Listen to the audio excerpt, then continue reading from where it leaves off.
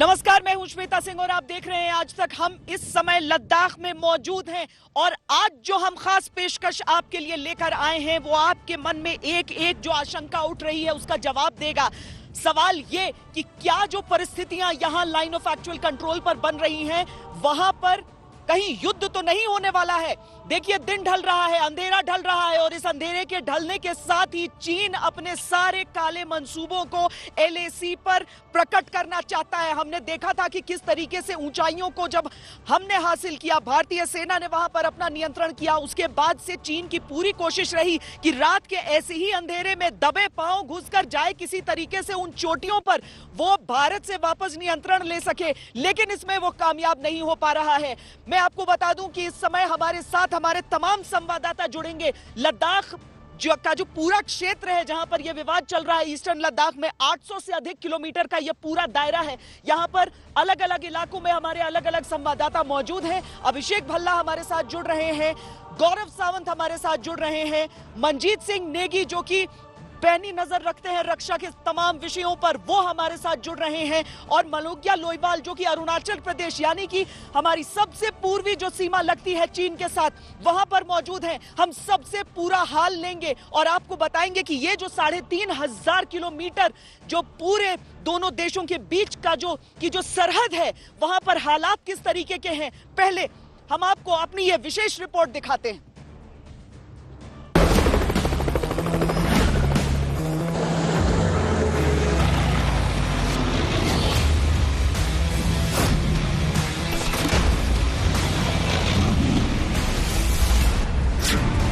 क्या भारत चीन के बीच युद्ध ही होगा?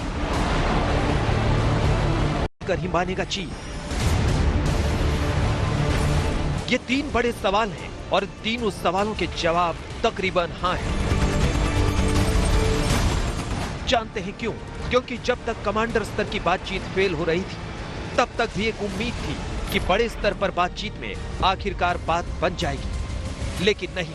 अपने मोहरों को पिटता देख चीन मंत्री स्तर की बातचीत में विफल रहा है, वार्ता विफल कर रहा है। लाइन ऑफ एक्चुअल कंट्रोल पर मौसम तेजी से बदल रहा है। अगले महीने तक कड़ाके की ठंड यहां पर आ जाएगी, लेकिन कुछ नहीं बदल रहा है, तो वो है चीन का रुख।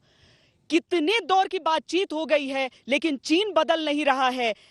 बार बार जो बात करता है उसे लेकर अचानक पलट जाता है। यहां तक कि भारत ने जो ऊंचाई की चोटियों पर अपना नियंत्रण रखा है, चीन उसका सामरिक महत्व समझते हुए बार बार अंधेरों में यह कोशिशें करता है कि किसी तरीके से वापस वहां पर किसी तरह से वो काबिज हो सके, लेकिन हिंदुस्तान की जमीन है और इंच इंच भारत की फौज इस पेंगुर गैप में मगर हिल और गुरुंग हिल पर भी तैनात हो गई है। बौखलाए चीन ने 7 सितंबर को LAC पर हवाई फायरिंग भी की थी। 45 साल में पहली बार यानी 1975 के बाद पहली बार भारत चीन सीमा पर गोलियां चली। पेंगोंग लेक के दक्षिण में ये वही इलाका है जहां 7 सितंबर को चली थी गोलियां। ये रेजांगला और गुरांग हिल के बीच का इलाका है। चीन ने सोचा था दबे पांव आएंगे, कब्जा कर बैठ जाएंगे, मगर भारतीय सैनिकों ने उसे त्राहिमाम करने को मजबूर कर दिया। चीन दुनिया में ढिंढोरा पीटने लगा कि देखो भारत के सैनिकों ने गोली चलाई है। इसे कहते हैं उल्टा चोर कोतवाल को डांटे। वैसे एक बात भारतीय सेना ने गांठ बांध ली है कि पलटवार नहीं करेगी। करना क्या चाहता है? देखिए, ये सवाल यूं ही नहीं उठ रहे हैं, इसके पीछे बहुत बड़ी वजह है, क्योंकि कुछ ऐसा हुआ है जिसने भारतीय एजेंसियों का एकदम अलर्ट मोड ऑन कर दिया है। एक तरफ म्यांमार में आसमान से बम बरस रहे हैं, बांग्लादेश बॉर्डर पर हाई अलर्ट है, नाफ नदी के किनारे बारूद की गंध है, और दूसरी तरफ इसी कोहराम के बीच चीन एक ऐसी चाल चल रहा है जो सीधे भारत की सुरक्षा को खतरे में डाल सकती है। चाल ऐसी कि चीन सीधे सड़क के रास्ते भारत की पूर्वी सीमा तक अपने टैंक और फौज भेज सके। नमस्कार, आप देख रहे हैं जनतंत्र टीवी। मैं हूं आपके साथ तरुण चौधरी और वर्ल्ड डिकोड के इस धमाकेदार एपिसोड में आप